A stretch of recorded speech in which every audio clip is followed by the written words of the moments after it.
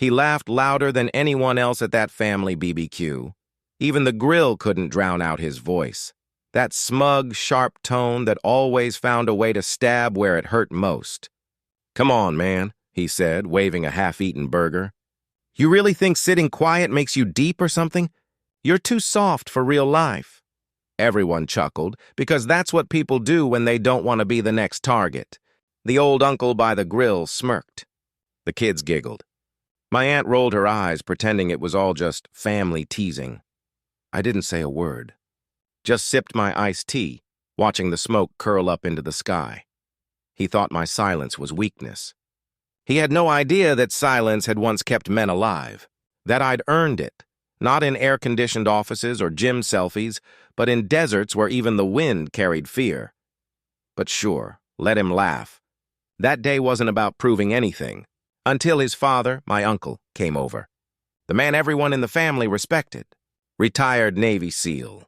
Silver hair, sharp eyes that didn't miss much. He asked casually, "So, you two served around the same time?"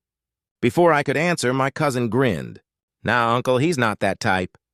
He's more of a paperwork hero. That's when it happened."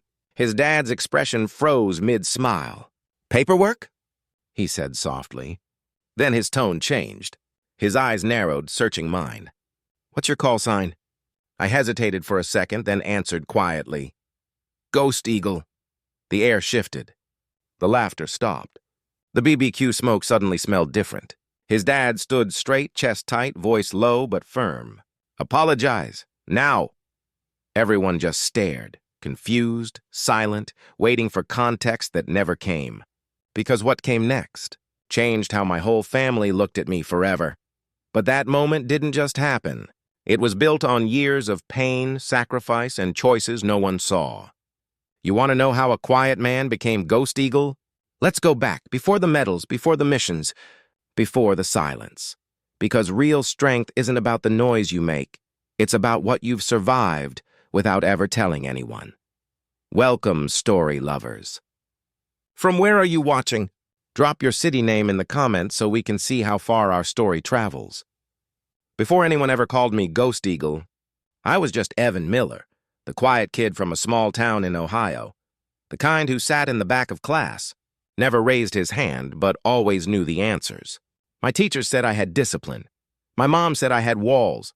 Truth is, I just didn't like drawing attention, because attention in our house usually came with shouting.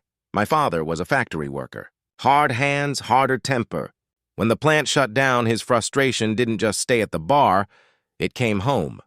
Mom did what she could to hold us together. Some nights, she'd whisper prayers in the kitchen while counting coins for groceries. I used to listen to her and promise myself I'd give her a better life someday. But dreams don't feed you, and promises don't pay rent. By 17, I was bagging groceries by day and fixing cars by night. College wasn't even a thought.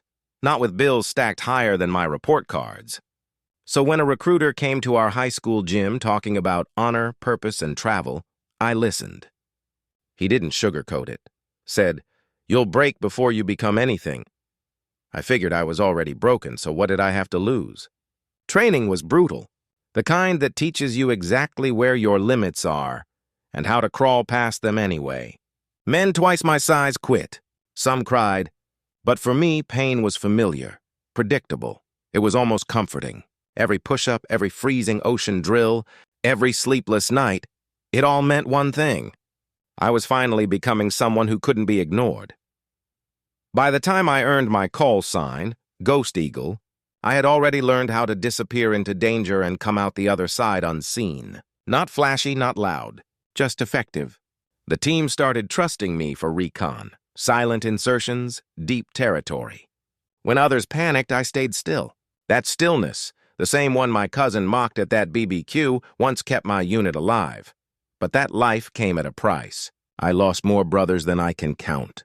Some days, the silence after a mission was worse than the firefight itself. You learn not to dream because dreams start wearing faces, faces that don't come home. When I returned stateside, I thought I'd feel proud. Instead, I felt invisible. No one in my family really understood what I'd done. They saw medals, but not the memories behind them. Mom cried the first time she saw my uniform, not from pride, but from relief that I was still in one piece. My dad didn't say much, just nodded. That was as close as "I'm proud of you" as he could get. Then, after 2 decades of service, life shifted again. Mom passed away suddenly, heart failure. It broke something in me that no bullet ever could. I left active duty soon after.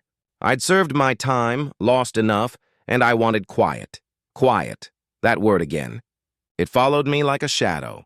Back home, quiet meant peace for me, but discomfort for others. Old friends didn't know how to talk to me anymore. Family members treated me like a stranger at gatherings. I'd try to tell them about the veterans I was helping now, how I'd started volunteering to train young recruits, but their eyes glazed over. They'd rather talk about politics, sports, or who bought a new car. And then there was Tyler, my cousin. A loud, confident social media type, always on camera, always talking big about grind culture and alpha mindset. He had never seen war, but he loved to talk about facing your demons. He didn't mean it literally. When our paths crossed at that family BBQ, I hadn't seen him in years. He'd grown taller, louder, richer, owned a marketing agency, drove a truck bigger than his humility. And me? I showed up in jeans and a worn-out shirt. No one could see the decades written in my eyes, the funerals, the fear, the quiet courage. To them, I was just the quiet vet, the guy who didn't say much. But silence isn't emptiness. It's what fills up after you've seen too much. And sometimes people mistake peace for weakness. Tyler was one of them. He mocked me that day not out of malice, but ignorance. He thought strength was about being the loudest in the room.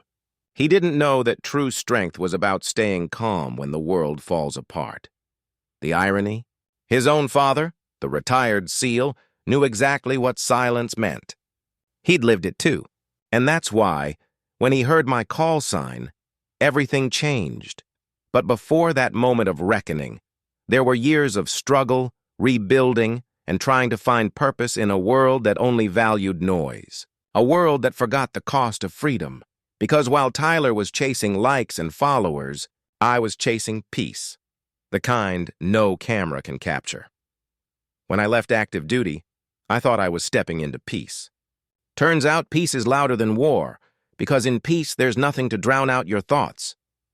At first I kept busy. I joined a local security firm, trained new recruits, gave motivational talks at high schools. It felt good. Like maybe all those years overseas had meant something. But I started noticing things that didn't sit right.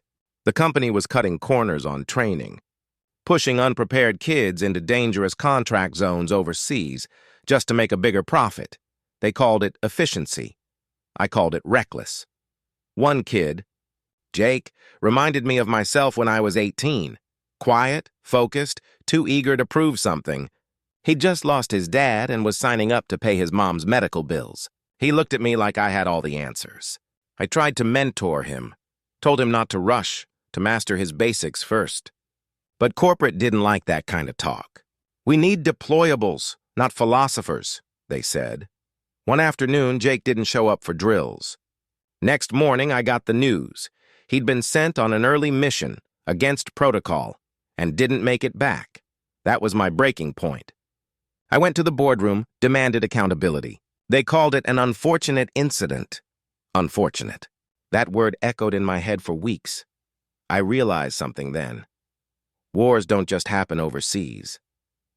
They happen quietly in polished offices where greed is the only uniform. I resigned the same day. Walked out with my dignity intact but my purpose shattered. For months I drifted, living off savings, doing odd consulting jobs. I'd wake up at 3 a.m. from dreams of sand and static, sweating and still hearing the radio crackle in my ears. That's when I met Colonel Hayes, a retired officer who volunteered at the local Veterans Center. He was in his 70s, old school, sharp as a knife. He noticed me sitting alone one evening, filling out job applications. "You don't need a job, son," he said. "You need a mission." That line hit me hard, because that's what I'd lost, a mission. Something that gave all the pain meaning. Hayes asked me to help train young veterans, men and women who were struggling to adapt back into civilian life. PTSD, unemployment, substance abuse. They were all fighting new kinds of wars now. At first, I hesitated. I didn't think I could lead again. Not after Jake. But Hayes looked at me with the same steady conviction I used to have in my team. "Help them before they disappear," he said. "Don't let your silence bury theirs." So I started. One-on-one sessions, long walks, simple drills. No ranks, no uniforms, just broken people trying to remember who they were. And slowly something started changing. They listened. Not because I shouted, but because I understood. Every scar they carried, I'd carried too, and that gave them hope. For the first time in years, I felt like I was rebuilding something real. Then came the news that the same security company, the one that sent Jake too early, had won a massive new government contract. They were expanding, hiring more kids straight out of training camps, selling them on dreams of glory. And the worst part? They were recruiting from our Veterans Center. I saw their posters everywhere. Be part of something bigger. Make your country proud. It made my stomach turn. I tried to warn my trainees, but temptation is hard to fight when your fridge is empty. Some still signed up, believing the lies. So I did something I never thought I'd do again. I gathered evidence, emails, reports, testimonies. Late nights turned into early mornings, and every click of my mouse felt like a step back into the battlefield. When I presented everything to Colonel Hayes, he just nodded. "You ready to fight again, Ghost Eagle?" he said. The nickname. I hadn't heard it in years. It came from a mission in Afghanistan. Silent entry, impossible odds, 0 casualties. That name wasn't just a memory. It was a reminder of who I used to be. We took the evidence to a reporter Hayes trusted, an old war correspondent named Maya Quinn. She had that relentless, fire-eyed look of someone who'd seen too much to ever stay quiet. She verified everything. Cross-checked, confirmed, double-sourced. And when the story broke, the fallout was instant. The firm's CEO resigned under investigation. New safety protocols were implemented, and suddenly, veterans across the state were being offered better care, better contracts, better respect. It wasn't fame. It wasn't glory. But it was justice. The quiet kind that doesn't trend online. Still, the exposure brought backlash, too. Online trolls, angry executives, even family members whispering that I'd caused trouble. Tyler, my cousin, was one of them. He posted something vague about people who live in the past and blame others for their failures. Didn't name me, but everyone knew. I didn't respond. I never do. Because words are easy. Silence takes strength. But deep down, that post stung. Not because it hurt my pride, but because it showed how little he understood. He grew up seeing freedom as a right. I grew up learning it's a debt you never stop paying. And that's when I realized, no matter how far I'd come, there would always be people who measured strength by noise. People like Tyler. I didn't know it then, but life was already setting up the moment that would change everything. A BBQ, a summer afternoon, a man who thought silence was weakness, and another who knew it was survival. Because that day, when the fire crackled and laughter filled the yard, the ghosts of my past were about to speak louder than any of them. It was one of those perfect summer days that almost look fake. Blue sky, kids running with water guns, the grill sizzling, the smell of barbecue sauce drifting through the air. Family gatherings always looked peaceful from the outside. But inside, they were battlefields of their own kind, full of unspoken rivalries, bruised egos, and long memories. I'd been invited mostly out of obligation. My aunt wanted all the family together again, so I showed up, quiet as always. Jeans, boots, black t-shirt. No uniform. No medals, just me. To everyone else, I was Cousin Evan, the quiet one. And that was fine, until Tyler decided silence was a problem. He was holding court near the grill, surrounded by cousins and neighbors. Loud as ever, performing for his audience. "You know, some people just drift through life," he said, smirking toward me.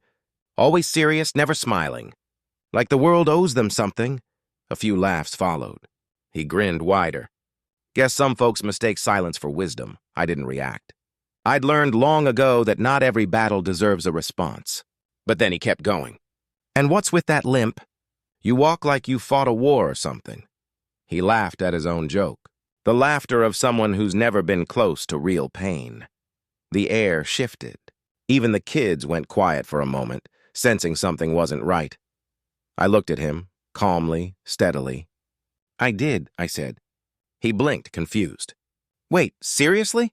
Before I could speak again, a deep, gravelly voice cut through the chatter. "Which branch?" It was his father, Commander Richard Collins, retired Navy SEAL, a man whose presence alone could silence a room. He stood at the edge of the patio, arms crossed, watching us both. Tyler chuckled awkwardly. "Oh, come on, Dad, we're just joking around." But his father didn't smile. He looked straight at me. "Which branch, son?" "U.S. Navy," I said quietly. The commander's jaw tightened. His eyes narrowed, studying my posture, my stance, my breathing. Old soldiers recognize each other, not by words, but by the way they stand. "Unit?" he asked. "Classified," I replied. The silence that followed was thick enough to taste. A few relatives shifted uncomfortably, unsure whether to keep eating or just listen. Tyler rolled his eyes. "Oh, come on, man. You don't have to pretend. We're family. No one's buying the mystery act." His father didn't look away. "Call sign?" I hesitated. My instinct was to stay quiet, keep my past buried. But something inside me, maybe the ghost of every man I'd served with, told me to speak. Ghost Eagle. The words hung in the air like a sudden drop in pressure. The commander froze. His beer slipped slightly in his hand. His eyes widened, the color draining from his face. "You're—" he started, then stopped himself. Everyone was watching him now. He straightened up slowly as if decades of training had just reawakened. "You were in Operation Silent Dagger," he said, not as a question but as a fact. I nodded once. The commander turned toward his son, his voice colder than steel. "Apologize now." Tyler blinked. "Wait, what? Why?" I said apologize." The command in his tone wasn't just paternal, it was military. It carried the weight of men who've seen too much and lost too many. Tyler stammered, his earlier arrogance melting into confusion. I didn't know." "No, you didn't," his father said. "You had no idea who you were mocking." Everyone around us was silent. You could hear the crackle of the grill, the soft hiss of the summer breeze. Commander Collins stepped closer to me. His voice softened, but his eyes were fierce. "I read your file," he said quietly. "Ghost Eagle, lead recon specialist, Northern Helmand. You pulled out 3 men from under enemy fire. One of them was me." My breath caught. I hadn't realized. In the chaos of that night, faces were shadows and voices were screams. "I'd just done my job," he continued, his voice trembling now. "They told me my rescuer didn't make it out. I've been living with that for years." For the first time in a long time, I didn't know what to say. He extended his hand, but then, out of pure instinct, he saluted instead. A retired SEAL, saluting a man his son had mocked moments earlier. It was the most powerful silence I'd ever felt. Tyler stood frozen, his face pale. "Dad, But the commander cut him off again. "Apologize to him, Tyler. You owe him your father's life." The younger man's lips trembled. He stepped forward, eyes low. "I'm sorry," he whispered. "I didn't know." I nodded. "It's all right. Most people don't." The commander turned to the rest of the family. "This man isn't just quiet. He's the reason men like me came home. You want to talk about real strength? You're looking at it."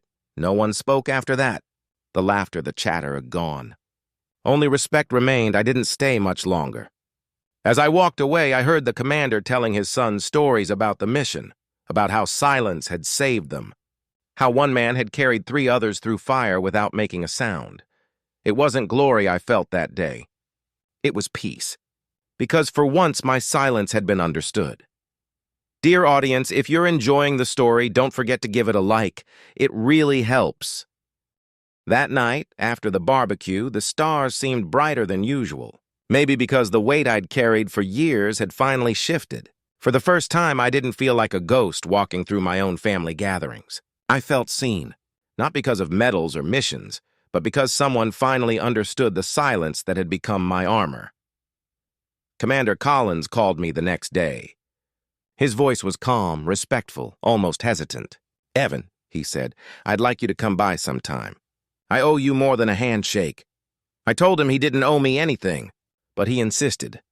When I arrived at his house a few days later, he had something waiting for me. A folded flag in a glass case, the one given to soldiers who never came home. "I kept this for the man who saved my life," he said. "I think it belongs to you." I didn't take it right away. I just stared at it, the reflection of my face visible through the glass. It wasn't about pride. It was about memory, of brothers lost, of nights spent under tracer fire, of the silence afterward. He placed it in my hands gently. "Tyler's been asking about you," he added. "He wants to understand what real service means. I told him you're the man to learn from." Over the next few weeks, Tyler showed up, awkwardly at first, then more often. No jokes, no swagger, just quiet respect. He'd sit with me while I worked on rebuilding my old truck or while I volunteered at the Veterans Rehab Center downtown. At first, he didn't talk much. But one afternoon, while we were replacing a carburetor, he finally said, "I didn't know what people like you carry." I just thought, if someone wasn't loud, they were weak. I looked at him and smiled faintly. "Silence isn't weakness, Tyler. It's usually the sound of people who've already fought their battles." He nodded slowly, letting that sink in. From that day forward, he changed. He started volunteering with me on weekends, helping vets find housing, learning their stories. One day he came to me with a flyer. "They're starting a scholarship for veterans' families," he said. "I'm thinking of applying to study social work." It caught me off guard. The same kid who once mocked my limp now wanted to dedicate his life to helping others heal. Commander Collins and I stayed in touch too. Every month or so, we'd meet for coffee and talk about life after service, how the battles never truly end. They just change shape. Sometimes we'd sit in silence for long stretches, and that silence felt like home. One afternoon, he brought something to show me, a photo from that mission in Helmand, blurry, dusty. But there we were, 3 men huddled under a broken wall, one carrying 2 others. He pointed at the figure in the middle. "That's you," he said softly. "You didn't just save lives that night. You changed mine." Months later, our family held another barbecue. This time, things felt different. Tyler greeted me first, calling me sir half-jokingly, but with real warmth. When people asked what I'd been up to, he told the story himself, not to glorify me, but to remind everyone that respect doesn't come from noise, but from deeds. As the evening went on, he stood to give a short toast. "I used to think strength was about being loud," he said, voice trembling slightly. "But I learned that the strongest people are often the quietest. They've already done the talking, with their actions." He lifted his glass toward me. "To Evan, the quiet man who reminded us what real courage looks like." The family applauded, and I smiled, really smiled. Not the polite kind, but the kind that comes when something heavy inside finally finds rest. In the months that followed, Tyler's transformation became a story of its own. He finished his degree and started a community outreach program for veterans and their families. He called it Operation Homebound, and every time he hosted an event, he'd invite me as his mentor. Sometimes I'd give short talks, nothing formal. Just honest words about the quiet strength of those who serve and the unseen wars they fight long after the shooting stops. People would listen. Some would cry. And I'd realize that my silence had finally found purpose. It had become a voice for others who'd been too tired or too broken to speak. One evening, after an event, I stood outside watching the sunset. Commander Collins joined me, his hands clasped behind his back. "You know," he said, "what you did for Tyler? You gave him something I never could." "What's that?" I asked. He smiled. "A reason to grow up," I chuckled softly. "He gave me something too." "What's that?" "A reason to forgive." He nodded, eyes glinting in the fading light. "You've earned your peace, son." Now, years later, I live a quieter life. I work part-time at the Veterans Center, helping young soldiers adjust to civilian life. Sometimes they ask if I miss the action, the adrenaline. I tell them no, because real courage isn't in the fight, it's in the healing that follows. And as for Tyler, he's doing what he once laughed at others for. Doing, helping, listening, learning. He married a nurse who works with PTSD patients. And together, they've built a home filled with the kind of peace most people spend their lives chasing. Every year, on the anniversary of that barbecue, they host a gathering, not of laughter at someone's expense, but of gratitude. They invite vets, neighbors, kids, anyone who needs a reminder that respect begins where judgment ends. When I walk in, people stand to greet me, not out of formality, but out of understanding. These days, I don't wear my medals. I don't need to. Because when I speak, people listen. When I'm silent, they understand. I'm no longer the quiet cousin who got mocked. I'm the man who taught his family what silence can mean. And in that silence, there's peace. Thanks for watching. Subscribe to our channel for more powerful stories every week.